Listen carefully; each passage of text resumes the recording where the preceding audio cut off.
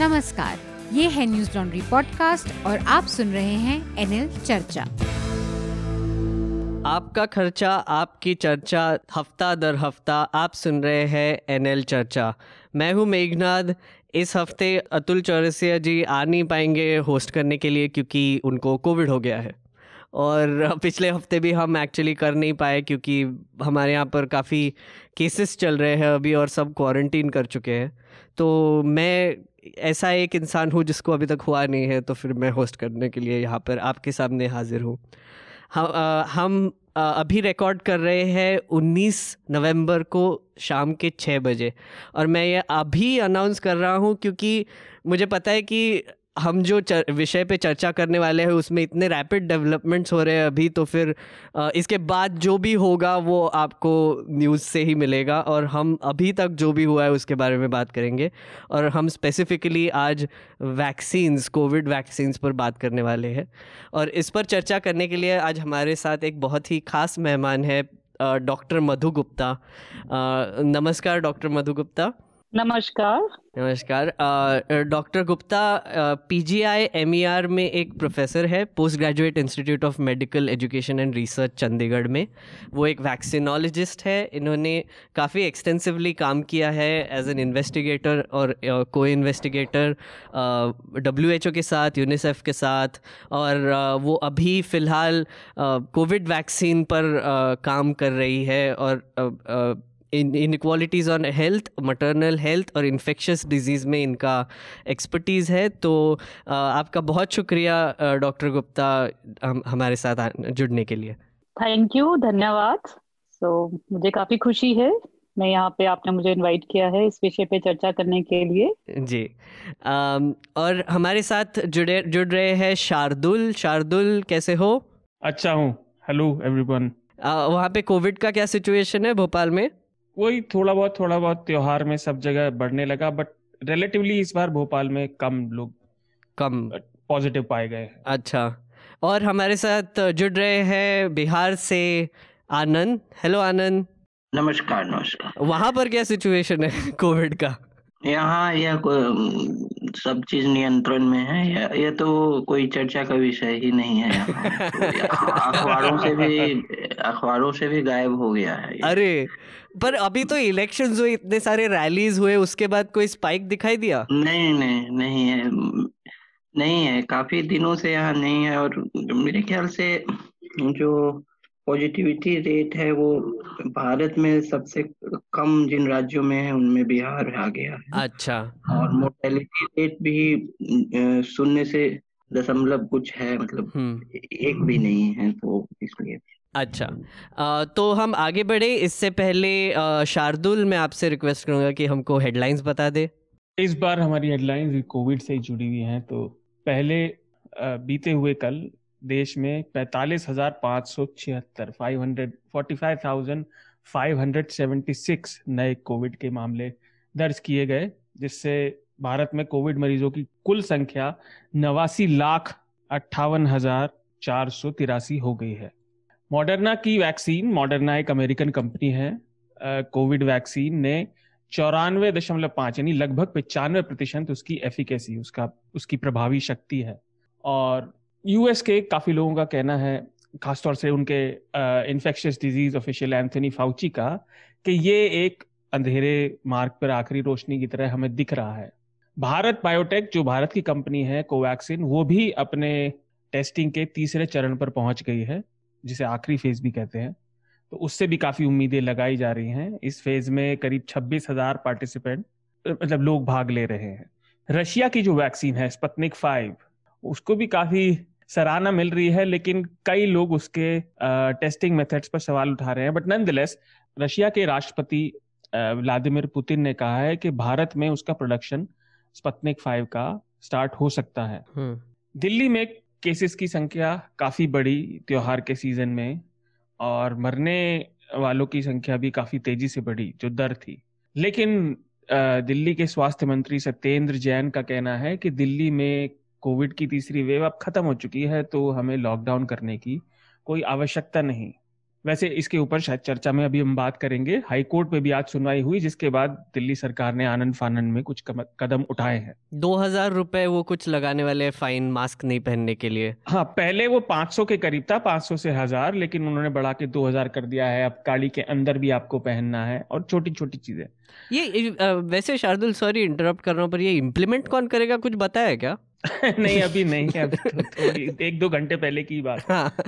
अच्छा, अरविंद केजरीवाल ने ये भी कहा है कि कुछ ऐसे मार्केट हैं दिल्ली के जो कोविड स्पॉट बनकर उभरे हैं और उभर सकते हैं, उन्हें बंद कर दिया जाएगा अगर ऐसा पाया गया कि वो कोविड हॉटस्पॉट बनते हैं। तो जो ट्रेडिंग ब्लॉक RCEP, जो 15 एशियाई देशों का अब विश्व का सबसे बड़ा ट्रेडिंग ब्लॉक है और भारत उसमें से निकल गया था, वो अब फाइनलाइज हो गया है और वो अब विश्व का सबसे बड़ा ट्रेडिंग ब्लॉक बन के उभरा है, जिसका ना अमेरिका हिस्सा है ना भारत।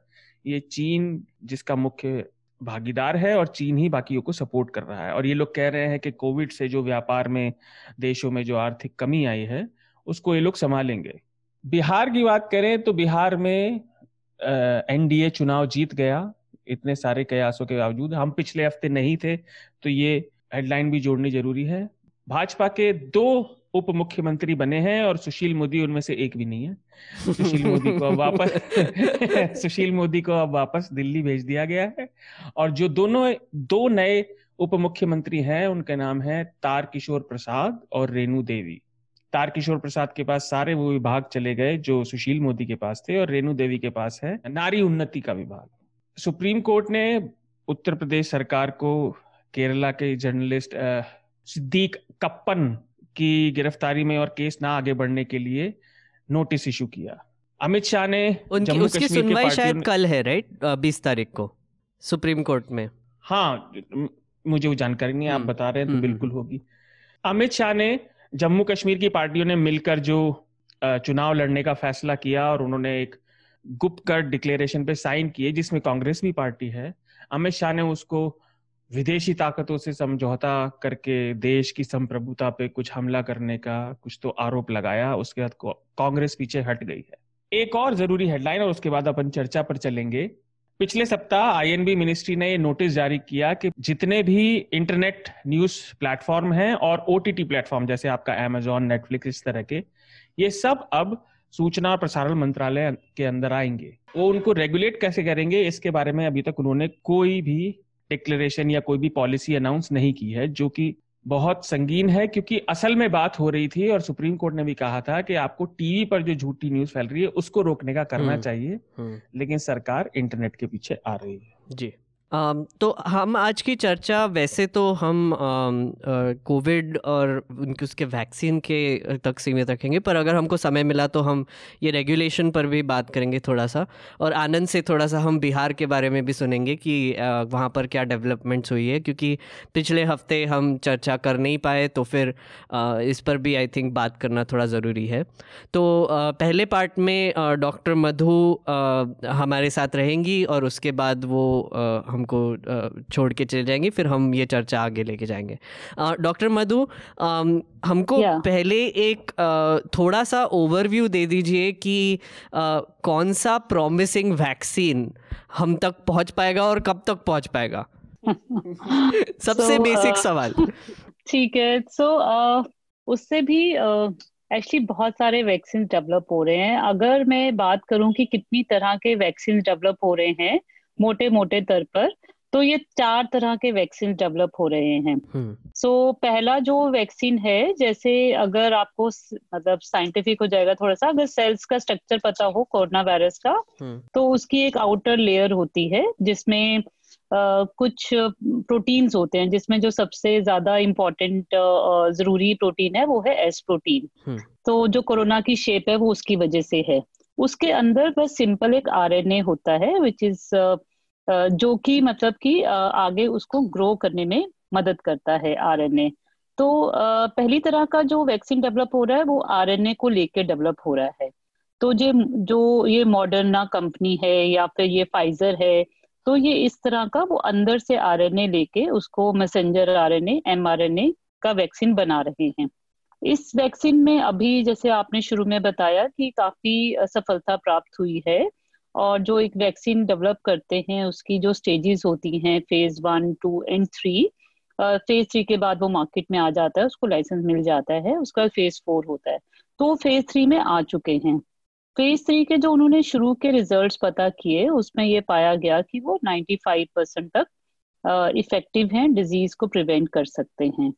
दूसरी तरह के जो वैक्सीन बन रहे हैं वो होते हैं जिसमें जो वायरस होता है वो उसको मार दिया जाता है, किल्ड वायरस।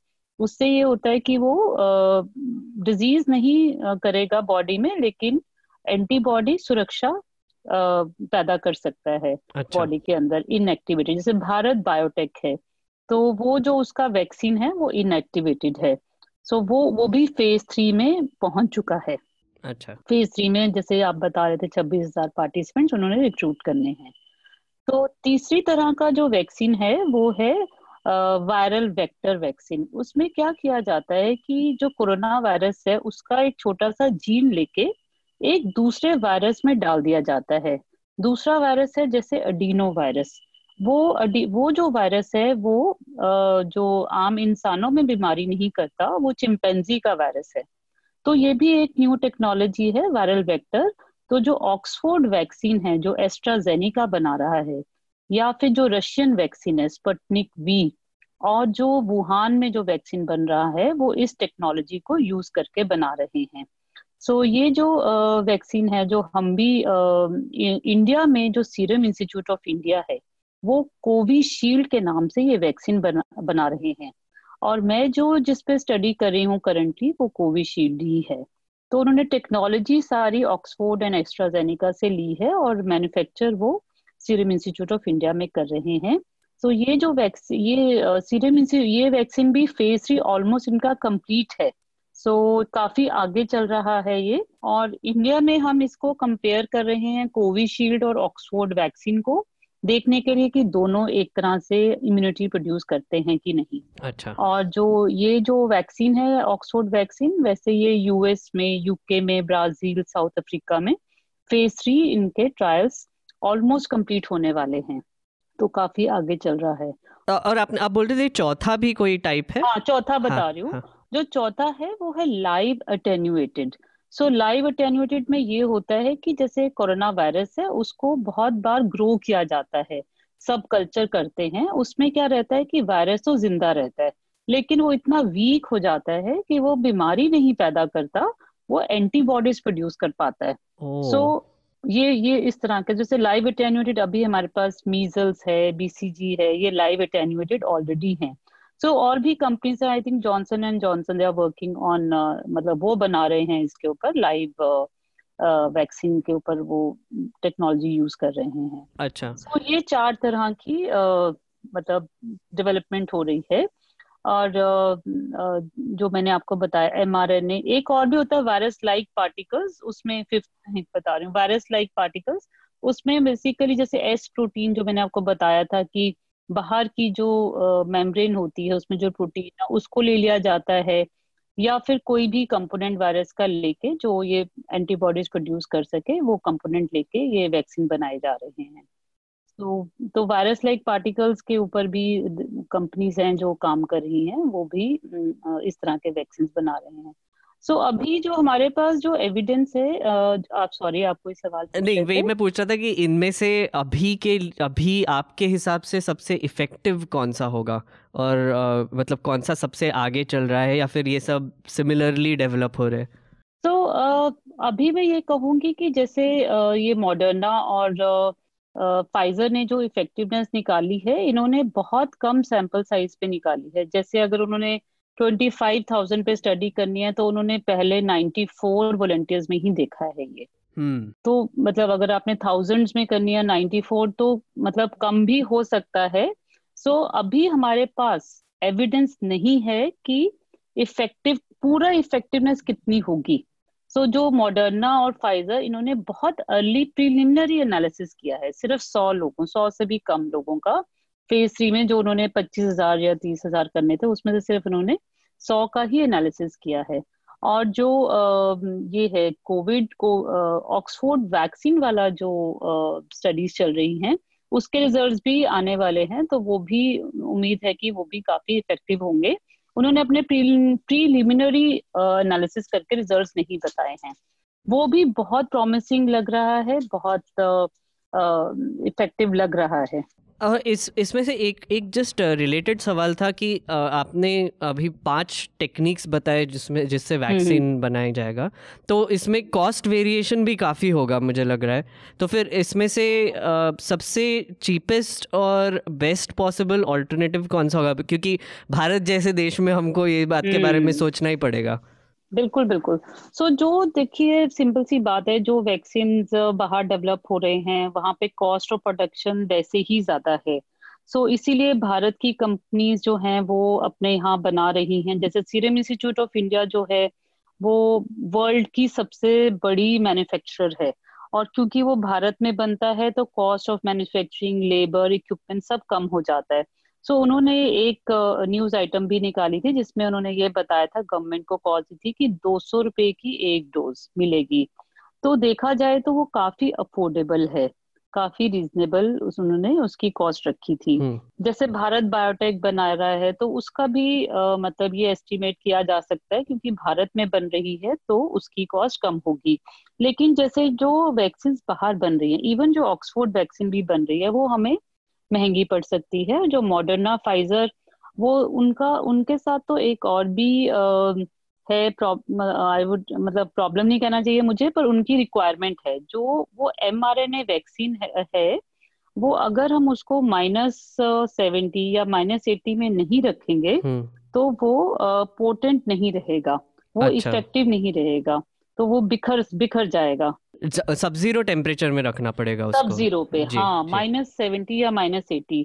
तो अगर देखा जाए तो ऐसे वाले तो जो फ्रिजेस होते हैं अवेलेबल, रिसर्च इंस्टीट्यूट्स में होते हैं अवेलेबल, पर अगर हमें आम जनता को देना है, हमारी 150 करोड़ की पॉपुलेशन है, उनको देने में वो काफी बड़ा चैलेंज होगा।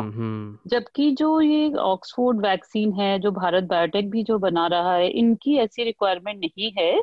इनको आप 2 से 8 डिग्री टेम्परेचर, जो आम फ्रिज होता है, जो आपको हर गांव के क्षेत्र में मिल जाएगा जहां बिजली है, और जहां बिजली नहीं भी है वहां पर भी इस वैक्सीन को आप एक उसमें कोल्ड बॉक्सेस होते हैं, जैसे पल्स पोलियो के दौरान लेके जाती हैं एएनएम्स, आशास, उसमें डाल के इसको गांव तक वहां भी ले जाया जा सकता है जहां पे बिजली नहीं है। तो उस हिसाब से और मतलब बहुत फिजिबिलिटी जो है वो बहुत अच्छी है। और हमारा ऑलरेडी जो इम्यूनाइजेशन प्रोग्राम चल रहा है भारत सरकार का, उसमें जो हम वैक्सीन ऑलरेडी जो हम स्टोर करते हैं वो ऐसे फ्रिज में ही करते हैं जो 2 से 8 डिग्री के टेम्परेचर वाले होते हैं। हमारी जो एएनएम्स हैं जिन्होंने रूटीनली वैक्सीन देती हैं, वो ज्यादा यूज टू हैं उस सिस्टम में काम करने के लिए, तो वो हमारे सिस्टम के साथ ज्यादा अलाइन करते हैं। मैं यहाँ पर आनंद को लाना चाहूँगा। आनंद, मुझे आपसे यही पूछना था कि एक बहुत ही बेसिक सा सवाल आता है दिमाग में कि हमारा जो पब्लिक हेल्थ केयर सिस्टम है वो अर्बन एरियाज़ में वैसे ज़्यादा इफ़ेक्टिव है, और जैसे रूरल एरियाज़ में, जैसे डॉक्टर मधु भी बोल रही है, आशाज और लास्ट माइल वर्कर पर डिपेंडेंट है।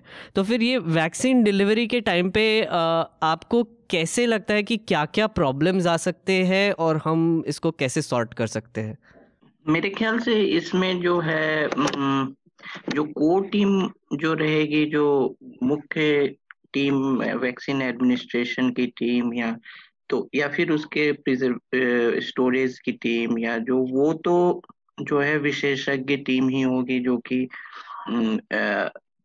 स्पेसिफिक जो एक्सपर्टीज लिए हुए होगी। लेकिन बाकी जो है लोगों को लाना, लोगों तक पहुंचना, और जो लॉजिस्टिक्स है, ये सब के लिए उसी तरह की का मैन पावर मोबिलाइज करना पड़ेगा, जैसे इलेक्शन जैसे ऑपरेशंस में, जैसे स्कूली शिक्षकों को और भी सरकारी कर्मचारियों को, सभी को लगा दिया जाता है, या फिर जो पब्लिक एग्जामिनेशंस होते हैं उसमें सभी सरकारी जो मशीनरी है उसको डिप्लॉय किया जाता है। तो उसी तरह का कोई जो व्यापक व्यवस्था सरकारी तंत्र की जो है वैसा ही इसमें व्यापक स्तर पर करना होगा, क्योंकि कोर टीम एक्सपर्टीज की हो सकती है, लेकिन अगर जो व्यापक कोई ऑपरेशन है तो सभी सरकार के अलग अलग तंत्र को इसमें लगाना हो। और यहाँ पर एक्चुअली आनंद, यहाँ पर मैं बिहार की बात भी लाना चाहूँगा। जो बीजेपी ने मैनिफेस्टो में प्रॉमिस किया था कि आपको वैक्सीन मिलेगा, पहले मिलेगा या जो भी मिलेगा तो वो फ्री में मिलेगा। तो ये फ्री में वैक्सीन डिलीवर करना या फिर फ्री में वैक्सीन लोगों को देना, इसका काफ़ी एक्सपेंसिव ऑपरेशन होगा। तो फिर इससे गवर्नमेंट के और भी जो प्रोजेक्ट्स है, जो भी डेवलपमेंट वर्क्स है, उसमें इफ़ेक्ट पड़ेगा, जीडीपी में इफ़ेक्ट पड़ेगा। आपको क्या लगता है?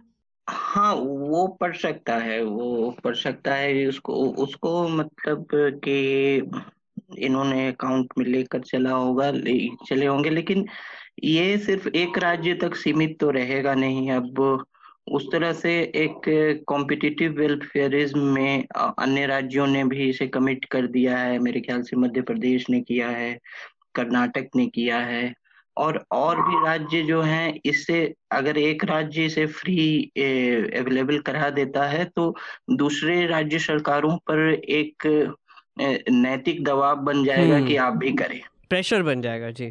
हाँ, तो एक राज्य तक तो यह सीमित रहने वाला है नहीं। तो जो अब पब्लिक हेल्थ का जो एक्सपेंडिचर है, जो बजट में है, उसमें भारी फेरबदल हो सकता है। उसमें मेरे ख्याल से इस बजटिंग में नेक्स्ट ईयर का बजट ऐसे भी जो है पूरी तरह उलटफेर हो चुका है, क्योंकि अप्रत्याशित तौर पे कोरोना संक्रमण की संकट बीच में आई। लेकिन अब जीडीपी पे इसका क्या प्रभाव पड़े, लेकिन यह भी है कि ये एक आकस्मिक संकट है। तो इसको मेरे ख्याल से आपदा में चिन्हित कर इस खर्च को रखा जाए। शार्दुल, मुझे आपके लिए वही सेम सवाल जो मैंने अभी आनंद के लिए किए थे। एक तो हमारा पब्लिक हेल्थ केयर सिस्टम ये हैंडल करने के लिए कितना व्यापक है, और दूसरा कि हमारे इकोनॉमी पे इसका क्या इफ़ेक्ट पड़ेगा। पर मैं आपको ये भी कहना चाहूँगा कि अगर आपके कोई स्पेसिफिक सवाल है डॉक्टर मधु के लिए, वो भी प्लीज़ आप पूछ लीजिए। जी, मैं पूछता हूँ, लेकिन असल में हमें इस डिस्कशन को थोड़ा सा और संदर्भ में कॉन्टेक्चुअलाइज करने की जरूरत है, क्योंकि जैसे आनंद ने कहा, मैं वहां से शुरू करता हूँ एक पॉइंट। आनंद ने जैसे अभी बताया, आकस्मिक संकट है ना, इट्स अ मोमेंटरी थिंग, थोड़े टाइम के लिए। ऐसा नहीं है। आप इस बात को, ये बात हम सबको समझनी बहुत जरूरी है। और अगर डॉक्टर, मैं गलत हूं तो प्लीज डॉक्टर मधु से मैं चाहूंगा कि वो मुझे बता दें। नहीं, बिल्कुल ठीक, बिल्कुल सही बोल रहे हैं आप। ये हमारे पास रहेगा। जी, कारण क्या, हमेशा इस वायरस से ये जो कोविड से हम झेल रहे हैं, पहला स्टेप हमेशा इससे बचने का ये रहेगा, दूरी बनाना, सोशल। तो ऐसा नहीं है कि वैक्सीन आने के बाद ये खत्म हो जाएगा। वैक्सीन पे मैं अभी बोलता हूँ, एक दो बातें और जरूरी जो आपने कहा कि भारत का इंफ्रास्ट्रक्चर, जिस पे आनंद ने भी कहा। आप ये देखिए, जो भारत में करीब 1.5 से 2.5 करोड़ हर साल वैक्सीनेशन होता है, टीकाकरण किया जाता है। यहाँ बात 133 करोड़ लोगों की हो रही है। और उसके ऊपर एक चीज और, कि ये वैक्सीन पोलियो जैसी नहीं है कि आपके लग गई और छुट्टी। अभी तक जितने रिजल्ट आए हैं, और प्रोबेबिलिटी इसी की ज्यादा है कि वो थोड़े टाइम के लिए आपको इम्यून करेगी, पर आपको हो सकता है एनुअली, हो सकता है साल में 2 बार आपको टीके बार बार लगवाने पड़े, वो दिक्कत। जैसा मधु जी ने कहा, फाइजर की वैक्सीन तो भारत में चली नहीं सकती, क्योंकि उसे -70 डिग्री टेम्परेचर चाहिए। हमारे यहाँ जो कोल्ड स्टोरेज भी है, जो टोटल कोल्ड स्टोरेज, जिनमें हम केंद्र सरकार, राज्य सरकारें और जो जिला स्तर पर चिकित्सक, बड़े चिकित्सा अनुसंधानों के बने हुए हैं, सब मिला के करीब 27,000 के आसपास हैं पूरे भारत में। उन 27,000 में किसी में कैपेसिटी नहीं है -70 की, तो फाइजर बाहर हो गई। अब जो बचे, उनमें भी अलग अलग राज्यों में अलग अलग क्षमताएं हैं स्टोरेज और ट्रांसपोर्टेशन की वैक्सीन की। जैसा आनंद ने कहा, हर बार टीचर लगते हैं। क्या आप इमेजिन करेंगे कि हर 6 महीने सब टीचर कोविड के लिए वैक्सीन करने निकलेंगे? और याद रखिए, ये टीचरों के साथ हम अधिकतम 3 करोड़ तक वैक्सीनेशन कर पाते हैं साल। तो ये कैसे होगा? इसलिए दूरी बना के रखना, ये सबको पता होना चाहिए, हमेशा रहेगा। ये हमारी लाइफ का परमानेंट फिक्सचर बन गया है।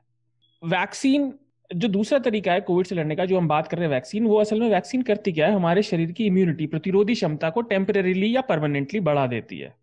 अब इस बारे में मैं डॉक्टर मधु से ये जानना चाहता हूं, और मैं चाहूंगा कि कहीं मैं तो गलत नहीं हूँ, क्योंकि मैं मानता हूँ जितने लोग मीडिया में और बहुत ज्यादा इस बात को कुछ लोग कर रहे हैं, सब नहीं लेकिन कुछ, कि हर्ड इम्यूनिटी आ जाएगी, वो नहीं आ पाएगी। क्योंकि जितना मैंने पढ़ा अपनी थोड़ी सी समझ में, कि कम से कम 50 से 80% तक जनता का इन्फेक्ट हो जाना जरूरी है, तब जाके कहीं संभावना बनती है हर्ड इम्यूनिटी की, जो मुझे तो बिल्कुल इम्प्रॉबेबल बात लगती है। एक आखिरी बात, इससे पहले मधु जी जवाब दें, कि आप ये भी ध्यान रखिए कि आमतौर पे जो वैक्सीन के प्रयोग होते हैं, जो रिसर्च होती है, उसमें 8 से 10 साल लगते हैं। ये सारी वैक्सीनें बहुत तेजी से हो रही है, बिल्कुल उनमें तकनीक का काम, बहुत बड़ा योगदान है टेक्नोलॉजी का, आर्टिफिशियल इंटेलिजेंस का, और लोग लगकर लगे हुए भी हुए हैं। लेकिन ध्यान रखिए कि अभी सर्वे हुआ था यूरोप में और यूएस में, और करीब 50 से 53% लोगों ने कहा था कि वो वैक्सीन आने के बाद तुरंत उसको नहीं लगाएंगे, क्योंकि वो देखेंगे पहले कि वो ठीक से काम करती है भी नहीं, कहीं लंबे टर्म में, है ना। और जो 5 स्तर है उनमें से जो 5 मतलब पहला थ्योरी का होता है, फिर जानवरों पे टेस्टिंग, और 3 फेज इंसानों पे टेस्टिंग के, ये सारे फेज भी बहुत तेजी से आगे बढ़ाए गए हैं, क्योंकि दुनिया परेशान हो रही है। तो इन सब चीजों को ध्यान रखें और उसके बाद वैक्सीन की बात करें, बस यही कहना था। बहुत अच्छे सही आपने पॉइंट्स उठाए हैं शार्दुल जी। सो मैं सबसे पहले ये बताऊंगी कि जो वैक्सीन है वो हमें एक पॉइंट पे सबको देने की जरूरत नहीं है। पहली बात, उसमें हम प्रायोरिटाइज करेंगे, क्योंकि पहली बात जरूरत नहीं है। दूसरी बात कि हमारे पास इतनी डोजेस नहीं अवेलेबल होंगी एक पॉइंट पे, तो हम उसमें प्रायोरिटाइज करेंगे। प्रायोरिटाइज करने का मतलब है कि हम ये देखेंगे किसको सबसे ज्यादा जरूरत है।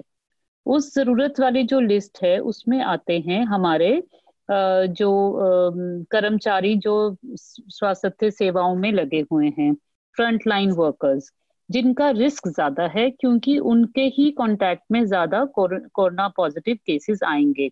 तो हम सबसे पहले तो उनको देना चाहेंगे। दूसरे नंबर पे आते हैं जिनको ज्यादा रिस्क है, अगर कोरोना हो जाए तो मरने का रिस्क ज्यादा है उनमें। तो वो आते हैं हमारे जो पॉपुलेशन है 60-65 ईयर से ऊपर, 60 या 65 साल से ऊपर की जो हमारी पॉपुलेशन है, उनको देंगे। और कुछ ऐसे मरीज जिनको और भी बीमारियां हैं जिनकी वजह से उनको ज्यादा रिस्क है डेथ का, मरने का, तो उनको हम मतलब ये वैक्सीन देंगे। तीसरा लास्ट में उनको देना चाहेंगे जो जिन्होंने रिसर्च में हमारी मदद की है। सो ये मतलब WHO, CDC और भारत में भी ये गाइडलाइंस बनाई गई हैं कि हम किस तरह से वैक्सीन देंगे। सो इसमें दूसरा जो डोजेज हैं, सो डोजेज जो हैं अभी जो स्टडीज हो रही हैं उसमें ज्यादातर जो देखा गया है 2 डोजेज वाले वैक्सीन बन रहे हैं। और जो उनका फॉलोअप है कि हमें अभी तक कितना एविडेंस है, क्योंकि जैसे शार्दुल जी ने बताया कि हमने डिमांड की वजह से या जरूरत की वजह से बहुत जल्दी हमने वैक्सीन डेवलप किए हैं, और जहां वैक्सीन 8 से 10 साल में बनता था हमने 1 साल में ही बना डाला।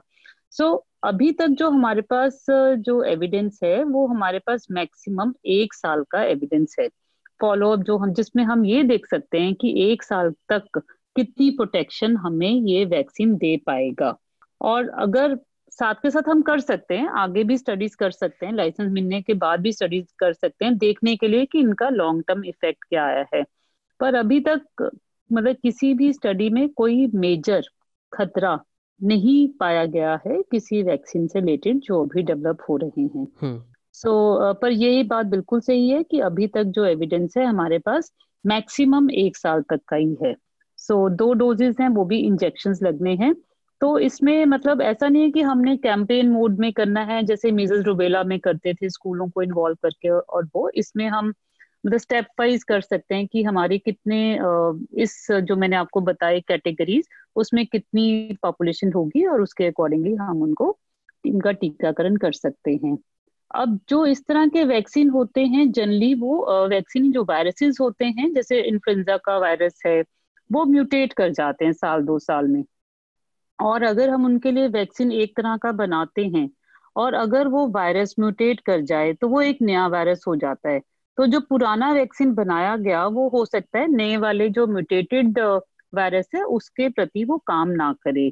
लेकिन देखा ये गया है जो कोरोना वायरस का जो एविडेंस है, कहा गया है कि ये काफी स्टेबल है, इसके चांसेस क्योंकि ये सारी अभी तक रिसर्च ही है, तो मैं भी 100% तो श्योर नहीं हूँ। पर रिसर्च ये कह रही है कि ये जो वायरस है ये स्टेबल रहेगा। तो जो वैक्सीन बन रहे हैं, कहा जा रहा है कि वो थोड़ा इफेक्टिव होंगे दूसरे इन्फ्लुएंजा या फ्लू वैक्सीन के मुकाबले। तो वो भी मतलब ये इस तरह के एविडेंसेस भी हैं। तीसरा जो बात कही हर्ड इम्यूनिटी की, वो बात बिल्कुल सही है। जब तक 60 से 70% लोग इम्यूनाइज नहीं हो जाएंगे, तब तक हर्ड इम्यूनिटी नहीं आने वाली। और हर्ड इम्यूनिटी का जो मतलब होता है ना, काफी लोगों को मतलब इसके बारे में क्लैरिटी नहीं होती कि क्या होता है। हर्ड इम्यूनिटी का मतलब है जिन लोगों को ना तो इन्फेक्शन हुई है ना टीका लगा है, लेकिन उनको डिजीज या बीमारी नहीं होगी, क्योंकि उनके आसपास या तो वो लोग हैं, उनके आसपास वो लोग हैं जिनको बीमारी हो चुकी है या जिनको टीका वैक्सीन लग चुका है। तो वो जो लोग रह गए 30%, उनको हम बचा सकते हैं अगर हमारे 70% लोग इम्यूनाइज हो गए या उनके अंदर किसी तरह से एंटीबॉडीज बन गए, या नेचुरल इन्फेक्शन से बन गए या वैक्सीन से बन गए। तो उनको 30% उसको हम कहेंगे हर्ड इम्यूनिटी। वो अभी हम नहीं पहुंचे हैं उस स्टेज पे। मुझे लगता है वो स्टेज आएगी अगर हम वैक्सीन इंट्रोड्यूस कर सकते हैं। और वो भी मतलब स्टेज बहुत लेट आएगी, क्योंकि हमने सबको इंट्रोड्यूस नहीं कर सकते, सबको नहीं दे पाएंगे एक टाइम पे।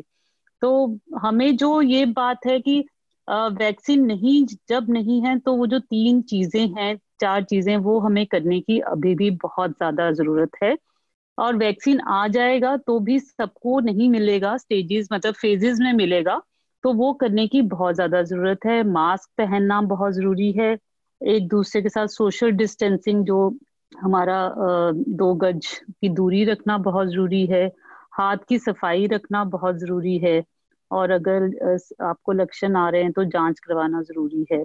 मतलब वो चीजें बहुत ज्यादा जरूरी हैं। ये एक आपने बहुत इम्पॉर्टेंट चीज़ बोली, और शार्दुल ने भी इसको मेंशन किया है कि हमारे न्यूज़ लॉन्ड्री पर एक आर्टिकल भी लिखा है रौनक बोराना ने हमारे साइंस डेस्क से।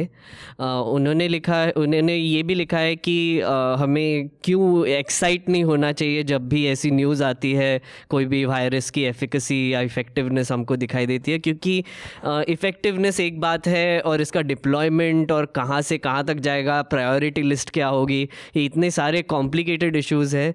प्लस जो फ्रंटलाइन वर्कर्स हैं वो तो ऑब्वियसली इक्विप्ड होंगे, पर और भी लोग जब इन्वॉल्व होंगे, जैसे आनंद ने कहा टीचर्स को अगर इन्वॉल्व करेंगे तो वो कितना इफ़ेक्टिवली लोगों को वो वैक्सीनेट कर पाते हैं, वो भी एक बात आती है। तो एक और यहाँ पर इम्पॉर्टेंट है चीज़ बोलने की कि हम ये 5-6 कुछ कैंडिडेट्स की बात कर रहे हैं, जैसे फाइज़र का, मॉडर्ना का, और आपने एस्ट्राजेनेका का भी मेंशन किया, स्पुतनिक है उसका भी मेंशन किया। पर WHO कुछ 170 कैंडिडेट्स ट्रैक कर रही है जहाँ पर अटेम्प्ट्स हो रहे हैं।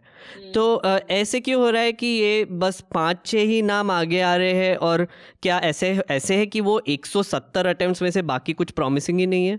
नहीं, एक्चुअली जो डेवलपमेंट हो रही है, जो बन रहे हैं, जो काफी सारे, जैसे इंडिया में भी कोई 10 to 15 मतलब जो फार्मास्यूटिकल कंपनीज हैं वो बना रही हैं। डिफरेंट टेक्नोलॉजीज डेवलप कर रहे हैं, बिकॉज इसमें ये भी तो है ना, प्रॉफिट मेकिंग भी तो है फार्मास्यूटिकल कंपनीज का। जो कंपनीज इसमें इन्वॉल्व हैं, मतलब जो टेक्नोलॉजीज मैंने बताई वो तो जो 5 तरह के वैक्सीन डेवलप हो रहे हैं वही हैं। उसमें से वो चूज कर लेते हैं कि ओके हम इस पे वैक्सीन बनाएंगे, क्योंकि हमारी जो डिमांड है इस टाइम पे, अगर आप ग्लोबली देखिए तो 7 बिलियन और 9 बिलियन। ग्लोबल डिमांड तो इतनी होगी, बिकॉज सारे कंट्रीज चाह रहे हैं कि हमें वैक्सीन मिल जाए। सिर्फ 4-5 कंपनीज के बस की बात नहीं है कि इतने सारे वैक्सीन को सप्लाई कर सके। जो भी कंपनीज हैं जो कुछ और भी बना रही थी, वो भी अब वैक्सीन बना रही हैं, और वो डिफरेंट टेक्नोलॉजी यूज करके डिफरेंट फेजेस में हैं। मोर देन 200 हैं एक्चुअली, अब तो काफी ज्यादा हो गए। तो कुछ फेज 1 में हैं, कुछ फेज 2 में, कुछ फेज 3 में, इस तरह से। रेदर WHO ने तो एक कोवैक्स करके दे हैव, मतलब उन्होंने एक बनाई हुई है संस्था जो क्यों स्पीड अप हुआ ना, ये उसका भी एक कारण है। तो WHO ने काफी हेल्प किया है इसमें। तो WHO ने बेसिकली जो हाई इनकम कंट्रीज हैं, जिनके पास पैसा ज्यादा है, उनको फिर उन्होंने पैसा दिया, जो लो इनकम कंट्रीज के लिए भी जो इंश्योर करें कि वहां पे भी वैक्सीन मिल पाए। सो एक उन्होंने कोलैबोरेशन बनाया है कोवैक्स करके। सो जो कोलैबोरेशन इंश्योर कर रहा है कि वैक्सीन जल्दी से बन जाए, बहुत फैसिलिटेशन हो रही है और जल्दी से बन जाए और सबको मिले। ऐसा ना हो कि सिर्फ जो रिच कंट्रीज हैं, जिनके पास पैसा ज्यादा है, उन्हीं को मिल जाए और जो पुअर कंट्रीज हैं वो रह जाएं। सो मतलब काफी ज्यादा फैसिलिटेशन है जो जनरली किसी भी वैक्सीन के लिए नहीं हुआ है पहले बनाने के लिए। तो एक धीरे धीरे से प्रोसेसेस में जब अप्रूवल्स मिलती थी उनको, तो वो वैक्सीन बना रहे थे। लेकिन इसमें जैसे होता ना आग में घी डालने वाला काम, तो ताकि आग जल्दी से लग जाए। जी। वैसे दैट्स मतलब गलत एग्जांपल है, पर फैसिलिटेट करना, कैटलाइज करना, ताकि वैक्सीन जल्दी बन सके और सबके लिए बन सके इक्विटेबली। तो वो भी काम किया है। तो मल्टीपल फार्मास्यूटिकल कंपनीज आर मतलब they are making these vaccines. आपने जो वो कोवैक्स मेंशन किया, वो गावी का वो वैक्सीन अलायंस जो आपने मेंशन किया, तो मैं कोवैक्स जी। हाँ, उसमें गैवी भी है। उसका यही काम है, एक्सेलरेट करना, बढ़ाना, स्पीड को बढ़ाना, ताकि वैक्सीन जल्दी बन जाए। जहां जिसको पैसे चाहिए तो पैसे भी इंश्योर करवाना कि उस वाली मैन्युफैक्चरिंग फार्मास्यूटिकल कंपनी को मिल जाए, सो दैट कि वो बना सकें जी। तो मैं अपने श्रोताओं को ये भी बताना चाहूँगा कि इनका एक बड़ा ऑब्जेक्टिव ये है कि रिच कंट्रीज से कुछ $2 बिलियन इनको रेज करने हैं और फैसिलिटेट करना है कि 92 लोअर और मिडिल इनकम कंट्रीज जो है वहाँ पर ये पैसा खर्च किया जाए, ताकि वैक्सीन लो कॉस्ट या फिर फ्री ऑफ कॉस्ट में वो दे पाए। आनंद, मुझे यहाँ पर ना एक ये एक्चुअली काफ़ी सवाल आ रहा है और मैं एक्चुअली डॉक्टर मधु और शार्दुल का भी इस पर ओपिनियन चाहूँगा। एक तो ये है कि प्रॉफिट मेकिंग, जो फार्मास्यूटिकल कंपनीज का प्रॉफिट मेकिंग का मामला है, इस पर काफ़ी दो बहुत ही पोलराइज्ड राय है। एक तो है कि अगर ये कंपनीज बहुत सारा रिसर्च कर रही है और इसमें इतना पैसा डाल रही है, तो उनको पूरा राइट है जितना पैसा वो वापस बना सके और जितना पैसा प्रॉफिट में बना सके, वो उनका कंप्लीट राइट है। पर दूसरा ये ओपिनियन है कि this is for the greater good, कि जैसे इतना बड़ा पब्लिक हेल्थ पैंडेमिक हमने तो कभी देखा नहीं है, तो फिर इसको आप लो कॉस्ट या प्रॉफिट बनाने की कोशिश ना करें, बस आपका मैन्युफैक्चरिंग कॉस्ट रिकवर कर ले और फिर आप प्रोवाइड करें। तो आपको इसमें क्या लगता है मेघना? हाँ, क्या मैं आनंद और डॉक्टर मधु के लिए 2 छोटे से सवाल और जोड़ सकता हूं, जिससे हमें दोबारा नहीं करना पड़ेगा? एक तो मैं बात करना चाह रहा था, ये प्रेफरेंस लिस्ट की जो बात करी, जो अभी आपने भी और मधु जी ने भी समझाया, मेरे दिमाग में सबसे पहले प्रश्न आया, हिंदुस्तान में जो पैकिंग ऑर्डर है चीजों का, है ना, तो क्या कभी लोअर मिडिल क्लास और उससे नीचे तबके के लोगों का तो नंबर ही नहीं आ पाएगा? आएगा। क्या मेरी आशंका ये गलत है? बिल्कुल, क्योंकि हिंदुस्तान में जैसे मशीनरी काम करती है किसी भी चीज में। नहीं, वो शार्दुल जी ऐसा है कि सेंट्रल गवर्नमेंट ने एक ग्रुप बनाया है, एक्सपर्ट ग्रुप, जो इसको कोविड वैक्सीन की डिलीवरी के ऊपर काम कर रहा है। पूरी प्लानिंग चल रही है। उन्होंने हर स्टेट से, हर डिस्ट्रिक्ट से एक लिस्ट मंगवाई है कि आपके यहाँ पे 60 साल से ऊपर कितनी पॉपुलेशन है। तो वो जो लिस्ट है वो ANM से अल्टीमेटली कहाँ जाती है, वो ANM से पूछा जाता है, ANM आशा से पूछती है, आशा उस गांव की, उसके बाद लिस्ट बनी होती है। तो वहां पे पूरी अपने जो रजिस्टर से वो लिस्ट जो है वो आके स्टेट पे कंपाइल हुई है, और स्टेट ने वो सेंटर को दे दी है कि हमारे इतने लोग होंगे जो 60 साल से ऊपर होंगे और ये हमारे हेल्थ वर्कर्स हैं। तो ऐसा काम ऑलरेडी सरकार की तरफ से शुरू हो चुका है पैरेलली। तो इस वाले जो हमारा पैंडेमिक के दौरान बहुत सारी चीजें पैरेलली हो रही हैं। कंपनीज मैन्युफैक्चरिंग पैरेलली कर रही है, रिसर्च पैरेलली चल रही है, प्लानिंग पैरेलली चल रही है कि वैक्सीन आ जाएगा तो हम डिलीवर कैसे करेंगे। सो वो भी काम शुरू हो चुका है। और किसकी कितनी ट्रेनिंग, जैसे एक इन्होंने ये भी रखा है कि जो वैक्सीन की स्टोरेज है, तो हम ये भी चाहते हैं कि वैक्सीन इफेक्टिव मिले, तो एक इलेक्ट्रॉनिक इंटेलिजेंट वैक्सीन नेटवर्क है, EVIN, सो उसके अंदर बेसिकली वो ये देखेंगे कि कहाँ पे वैक्सीन की कमी हो रही है और वहां पे वो फटाफट वैक्सीन पहुंचाएंगे, या कोल्ड चेन कहाँ पे नहीं नहीं उपलब्ध है और वहां पे कोल्ड चेन की फैसिलिटी प्रोवाइड करेंगे। तो वो भी साइमल्टेनियसली प्लानिंग भी चल रही है इसकी। जी जी। सो ऐसा नहीं होगा कि सिर्फ मतलब जो आपको लग रहा है कि सिर्फ जो अमीर हैं वो ही ले लेंगे वैक्सीन।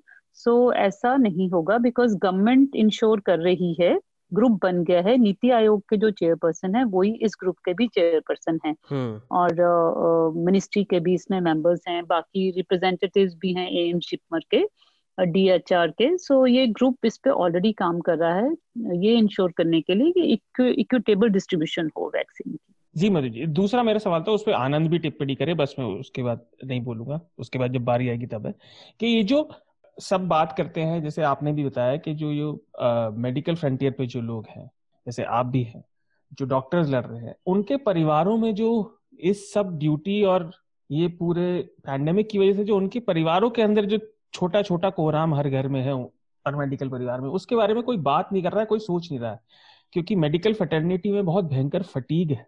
इस बारे में सब लोग बताएं। सो वो तो है ही है, बट कॉल ऑफ ड्यूटी है I think. Call of so duty, बिल्कुल we have taken a oath ले जी। रखी है, हमें करना है ये काम। सो जब तक चलेगा करेंगे।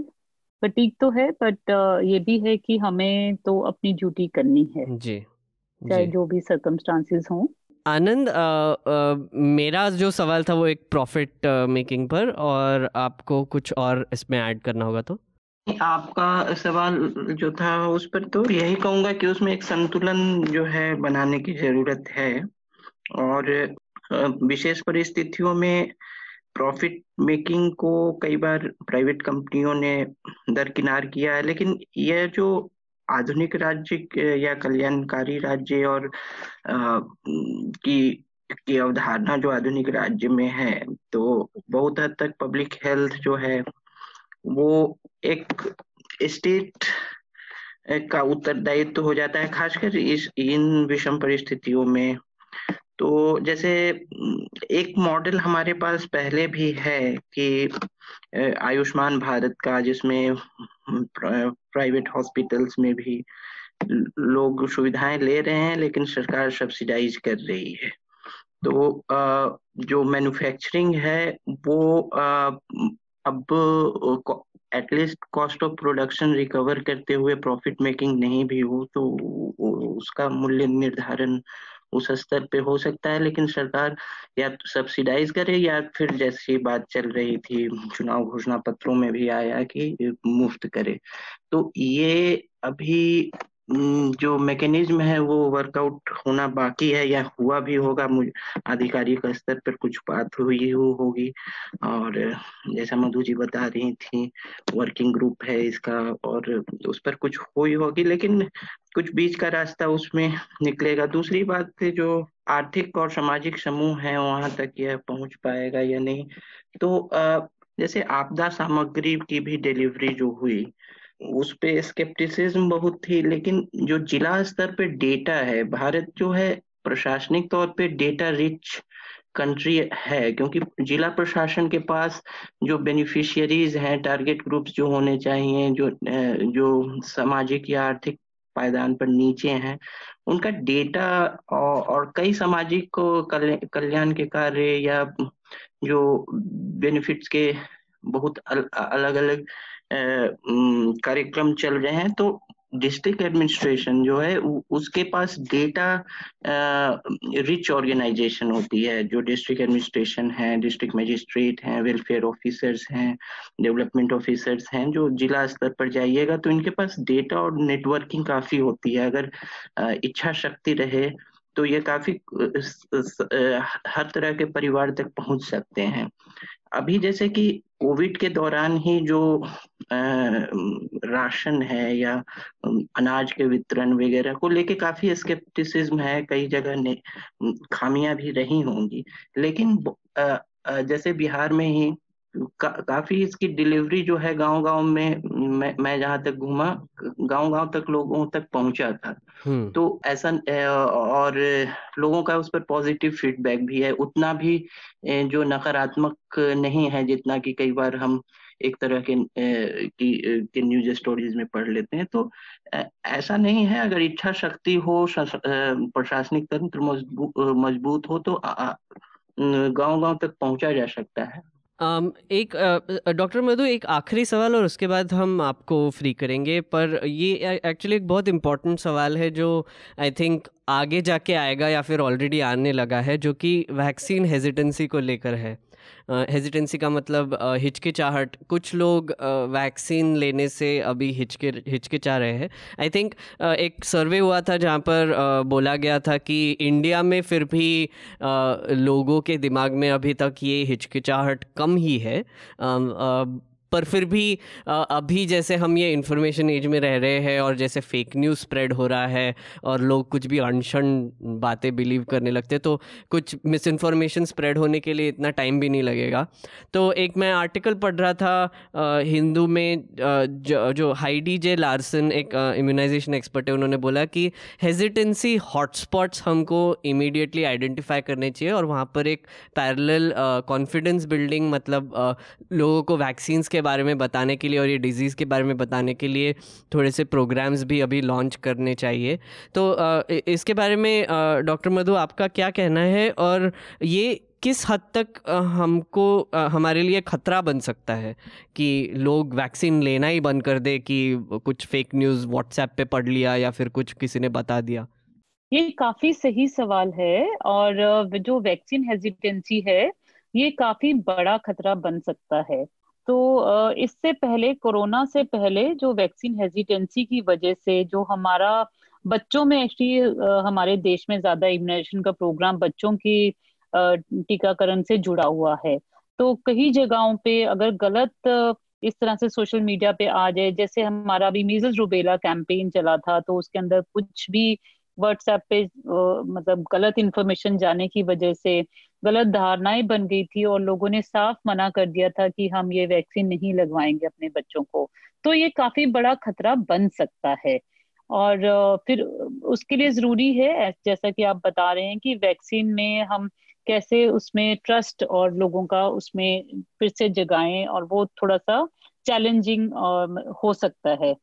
पर जो कोरोना की वजह से जो भय और जो डर लोगों के मन के अंदर बैठ गया है, क्योंकि इसका अभी तक हमारे पास इलाज नहीं है, सो उसमें ये देखा गया, जो हमारा ये एक्सपीरियंस रहा है, कि लोगों में वैक्सीन की डिमांड बहुत ज्यादा बढ़ गई है। अच्छा। सो रेदर मैं कहूंगी कि उल्टा हो रहा है अभी तक तो। सो लोग चाह रहे हैं कि वैक्सीन जल्दी से जल्दी मिले। उनकी इस डिमांड से ही जो पॉलिटिकल एजेंडा है वो सेट हो गया, क्योंकि लोग डिमांड कर रहे हैं तो उसको पॉलिटिशियंस ने अपने एजेंडा में डाल दिया कि हम आपको देंगे, ये आप हमें वोट दीजिए। सो लोगों में अब डिमांड ज्यादा है वैक्सीन की, बिकॉज डर है, कहीं ना कहीं उनके मन में डर है कि हमें कोरोना हो गया तो इसका इलाज नहीं है और हम मर जाएंगे ला इलाज होने की वजह से। सो अभी तक उस तरह का नहीं है और लोगों में बहुत ज्यादा इसकी डिमांड है। रेदर हमने जब ये स्टडी करनी थी, तो कोरोना के ऊपर, जो वैक्सीन के ऊपर, ये ट्रायल है, अभी तो हमें पक्का नहीं पता कि ये काम करेगा नहीं करेगा। तो हमने 200 के लगभग अपने उसमें स्टडी में लेने थे वॉलंटियर्स। हमने इसकी वेबसाइट पे डाला इसकी इंफॉर्मेशन, हमारे पास 600 के लगभग लोगों ने रजिस्टर किया। तो जो ट्रायल वैक्सीन है उसको लगवाने के लिए भी लोगों में इतनी होड़ है, और वो कह रहे हैं कि हमें लगाइए हमें लगाइए, जबकि अभी हमें पता नहीं है कि वो इफेक्टिव होगा कि नहीं। हम तो खुद ट्रायल कर रहे हैं। सो ये थोड़ी सिचुएशन ऐसी है। तो वैक्सीन हेजिटेंसी, अगर मन में डर है तो मुझे लगता है वो उस हेजिटेंसी को भगा देता है। लोग कहते हैं चलो कुछ तो मिल रहा है ना, तो वो लगवा लेते हैं, जबकि मतलब पता नहीं है। तो पर फिर भी हमें मतलब थोड़ा सा सावधान रहने की जरूरत है, और हमें इसके वैक्सीन के बारे में सही जानकारी देने की जरूरत है। ये तो नहीं हम कह सकते कि सारे वैक्सीन इफेक्टिव होंगे, अच्छे होंगे, साइड इफेक्ट नहीं होंगे, लेकिन सही कितना प्रोटेक्शन होगा, कितनी साइड इफेक्ट्स होंगे, माइल्ड होंगे कि मेजर होंगे, तो वो सही जानकारी लोगों तक पहुंचानी जरूरी है, और ताकि निर्णय लोग ले सकें जी कि हाँ ये हमारे लिए सही है और हम इसको लगवाएंगे। जी। थैंक यू डॉक्टर मधु। और आपका हम रिकमेंडेशन लेकर आपको फ्री कर देंगे। आपका आज का रिकमेंडेशन दे दीजिए।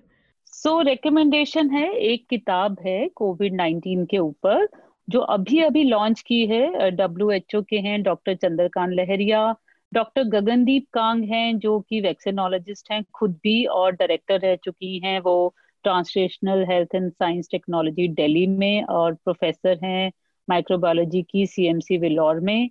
और जो डायरेक्टर हैं एम्स के डॉक्टर रणदीप गुलेरिया, उन्होंने ये किताब लिखी है कि कोविड-19 के लिए आपको बचने के लिए क्या क्या करने की जरूरत है, और आज के टाइम में क्या क्या उसका महत्व है जो आप प्रैक्टिसेस करेंगे।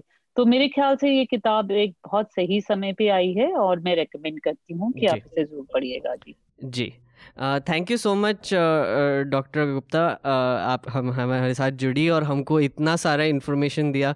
अभी हमारे प्रोड्यूसर जो मेरे बाजू में बैठे वो मुझे फ्यूरियसली नोट्स लेकर कुछ कुछ दिखा रहे थे। उनमें से एक नोट था कि इस पर एक्सप्लेनर बनाओ जल्दी से। ये जो सब बताया है इस पर एक्सप्लेनर बनाओ। तो आई थिंक आपने मुझे भी काफ़ी इन्फॉर्मेशन दी। और ये जो 5 टाइप के आपने वैक्सीन के बारे में बताया, आई थिंक ये सब इन्फॉर्मेशन स्प्रेड करना बहुत ज़रूरी है अभी। मुझे तो इन सारी बातों से लगता है कि भारत सरकार को हेल्थ इंफ्रास्ट्रक्चर में जो हमारे यहाँ हमेशा से ढीला रहा, बहुत तेजी से और बहुत ज्यादा परमानेंट इन्वेस्टमेंट करना पड़ेगा। बिल्कुल बिल्कुल कैसे सही होगा बात जो ये हम राम ही जानता है। हाँ, ये बहुत इंपॉर्टेंट बात है। आप वैसे बहुत अच्छी बातें करते हैं और मुझे बहुत पसंद आ रही हैं आपकी बातें। जो लेस देन हमारा जो GDP की हम स्पेंड करते हैं ना हेल्थ के ऊपर, कितने सालों से हम कह रहे हैं कि एटलीस्ट 3% कर दीजिए, 3% कीजिए, लेकिन अभी भी हम 1% नहीं कर पा रहे हैं। जी 0.9% पॉइंट। तो अभी बिल्कुल राइट टाइम है, एटलीस्ट प्लीज ये बिल्कुल राइट मोमेंट है, आपको इसके ऊपर भी करना चाहिए जी कुछ कि भारत सरकार इस पे एटलीस्ट 3% करे स्पेंड जी ऑन हेल्थ, बिल्कुल पब्लिक हेल्थ सिस्टम। बिल्कुल सही कहा मस्ट आपने। है, मस्ट है ये। बिल्कुल सही कहा। Thank you doctor Gupta. Thank you. अब हम आपको बाय बाय करेंगे। Thank you doctor Madhu. Thank you, all my pleasure. Thank thank you you so so much much. For joining. Okay, bye bye. Bye. अब हम हमारे अगले विषय की तरफ बढ़ेंगे। एक्चुअली मुझे आनंद से बात करनी थी बिहार के बारे में, क्योंकि पिछले हफ्ते हमने चर्चा मिस कर दिया और फिर इसकी वजह से हमने बिहार का इलेक्शन और उसके रिजल्ट्स भी मिस कर दिए। तो जैसे शार्दुल ने बताया कि सुशील कुमार मोदी आउट हो चुके हैं, तो इसके पीछे क्या रीज़न है, और फिर आपको और भी कुछ बोलना होगा आनंद इस पर, ये डेवलपमेंट पर, तो प्लीज़ बता दीजिए। पहले मैं शुरुआत करता हूँ आज की खबर पर कि सुशील मोदी को मेरे ख्याल से उनकी समीपता जो है नीतीश कुमार से, और एक तरह से वो जदयू के आदमी माने जाते हैं, भाजपा में उनकी छवि ऐसी बन गई है। तो आज की खबर ये है कि उन्हें एक पटना में एक तरह से रिहेबिलिटेशन मिला है। तो जो आचार समिति होती है विधान परिषद की, तो बिहार बाइकैमरल लेजिस्लेचर है, यहाँ विधान परिषद विधानसभा दोनों है, तो उसका अध्यक्ष बनाया गया है। तो वह पटना से कहीं जा नहीं रहे हैं। दिल्ली वाली बात लगता है कट गई है। और नीतीश कुमार के ही पहल पर मुझे लगता है कि उन्हें पटना में रिहेबिलिटेशन मिल गया है। तो आज उन्होंने ट्विटर पर अपना फोटो भी डाला है अपने नए ऑफिस में, जो उन्हें अध्यक्ष बनाया गया है उस पर। तो एक तो है कि सुशील मोदी का यहाँ से जाना, यहाँ जो एक रैंक एंड फाइल जो काडर है भाजपा की, उसको एक तरह से उत्साहित और थोड़ा सा उसको रिवार्ड करने की भी कोशिश है, क्योंकि ऐसा माना जा रहा था कि सुशील मोदी थोड़ा पटना छाप नेता हो गए हैं और ग्राउंड से कटे हुए हैं। और दूसरे है कि वो जयप्रकाश आंदोलन 1970 के दौर से ही वो नीतीश कुमार के काफी करीब रहे हैं। तो उन्होंने एक वर्किंग रिलेशन से ज्यादा आगे जाकर एक बहुत ज्यादा उनका क्लोजनेस है नीतीश से। तो भाजपा के ग्रोथ में बिहार में उन्हें कई यहाँ लोकल कार्यकर्ता उन्हें एक रुकावट मानते हैं। लेकिन उसका पॉजिटिव ये था कि कोएलिशन के वर्किंग के लिए वो अच्छा भी था, क्योंकि जो भाजपा की कई बातें जो नीतीश को नहीं पसंद थी उसको स्मूथन करना और कोऑर्डिनेट करना, उसमें सुशील कुमार मोदी जो है काफी कारगर थे। तो एक तरह से अच्छा पक्ष वो था।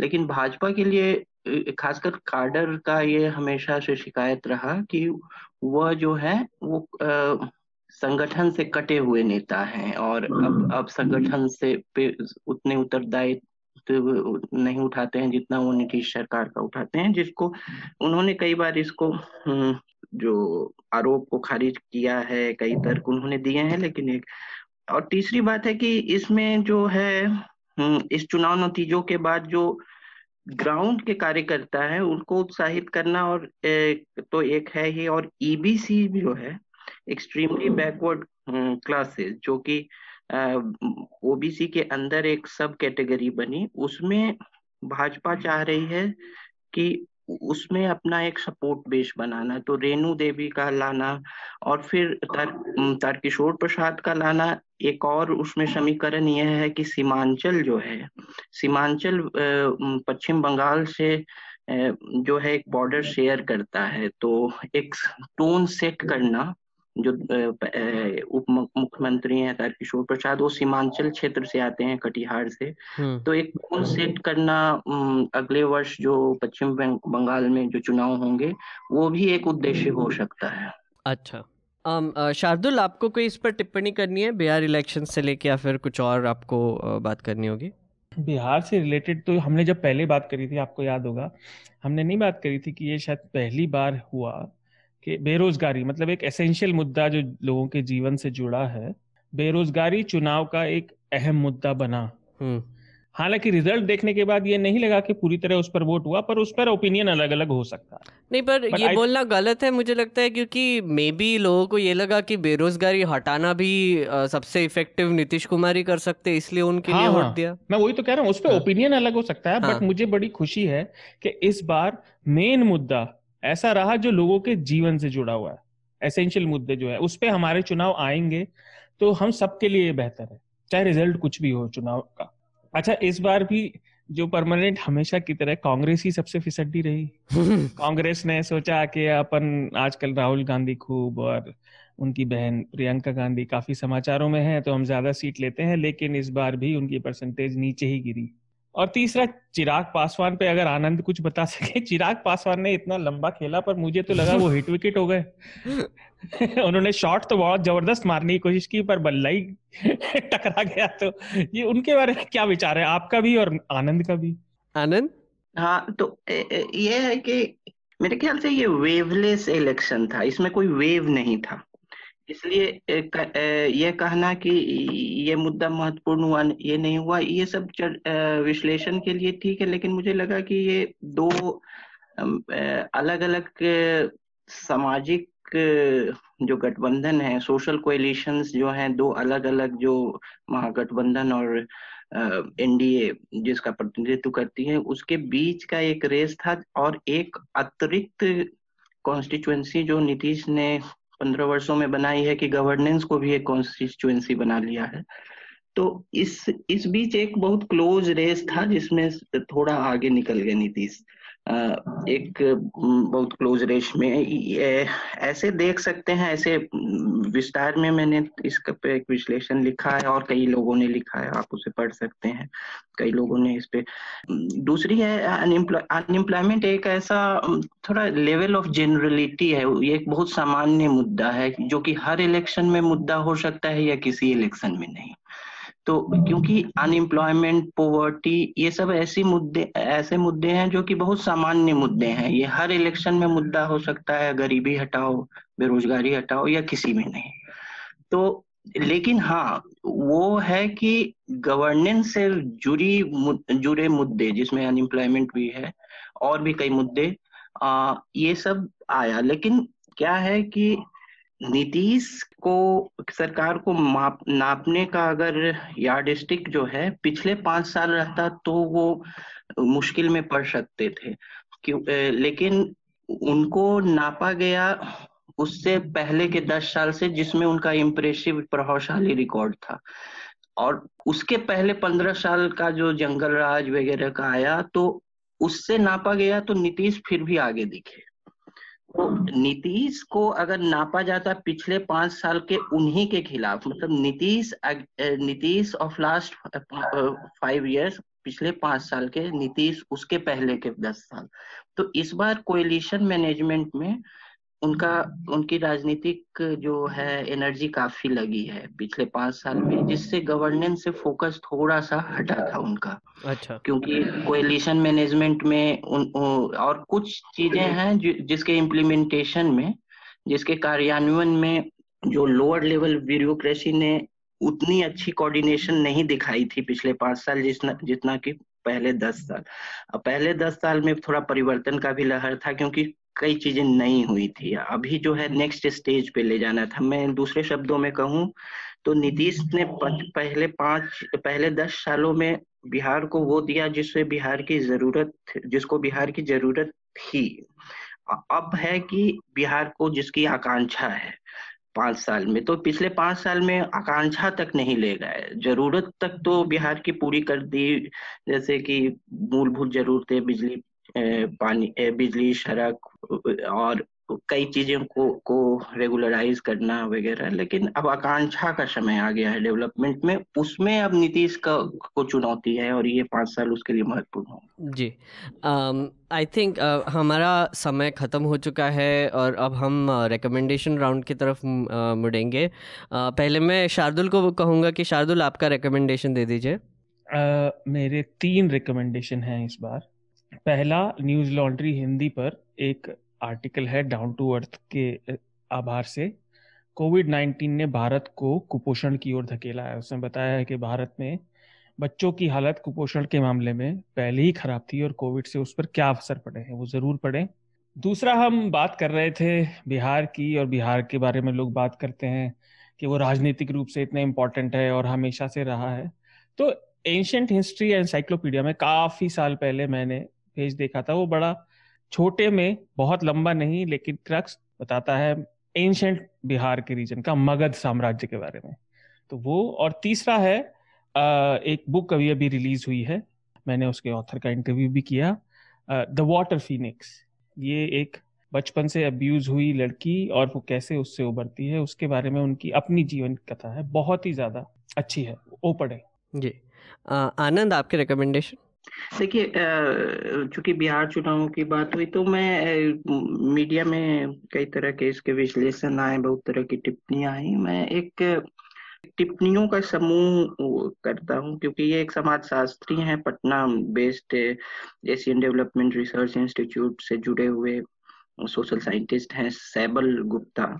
उन्होंने जो बिहार चुनावों का जो विश्लेषण चुनावों के पहले और परिणामों के बाद लिखा है, कई जर्नल्स में लिखा है, कुछ अखबारों में भी लिखा है और इंटरव्यूज भी दिए हैं। तो उनका संग्रह मेरे ख्याल से काफी इंफॉर्मेटिव और एनालिटिकली साउंड है और कुछ नए पर्सपेक्टिव देता है, तो उसको मैं एक रिकमेंड करूंगा।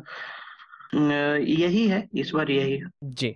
मेरे इस बार कुछ रिकमेंडेशंस है। एक तो पहला रिकमेंडेशन मेरा होगा, प्रताप भानु मेहता ने एक कॉलम लिखा है इंडियन एक्सप्रेस में इस हफ्ते, जिसमें उन्होंने सुप्रीम कोर्ट में ने जो बेल देने के हिसाब से जैसे फेवरेटिज्म किया अर्नब गोस्वामी के मामले में और अदर जर्नलिस्ट के बारे में और एक्टिविस्ट के बारे में, उसके बारे में एक बहुत ही अच्छा लेख लिखा है, वो आप ज़रूर पढ़िए।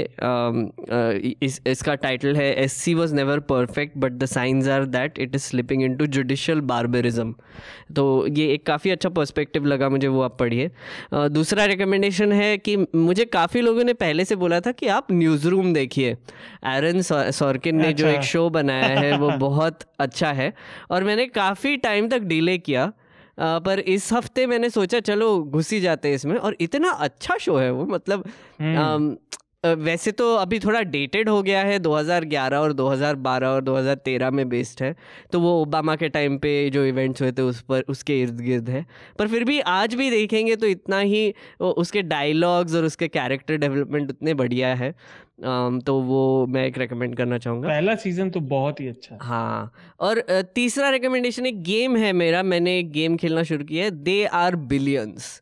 एक स्ट्रैटेजी गेम है जिसमें एक पोस्ट एपोकलिप्टिक वर्ल्ड में जब लोग ये सोचने लगते हैं कि अर्बन एरियाज में उनको सब के सब रिसोर्सेज मिलेंगे, तो वहाँ पे सब टूट पड़ते हैं और वर्ल्ड की पॉपुलेशन 90 बिलियन हो जाती है और एक पैंडेमिक आ जाता है, तो फिर सब ज़ॉम्बीज बन जाते हैं और फिर आपको एक कॉलोनी बन के सर्वाइव करना है। मतलब गेम में भी पैंडेमिक घुसा दिया है। हाँ बिल्कुल, इसलिए गलत बात है यार थीम।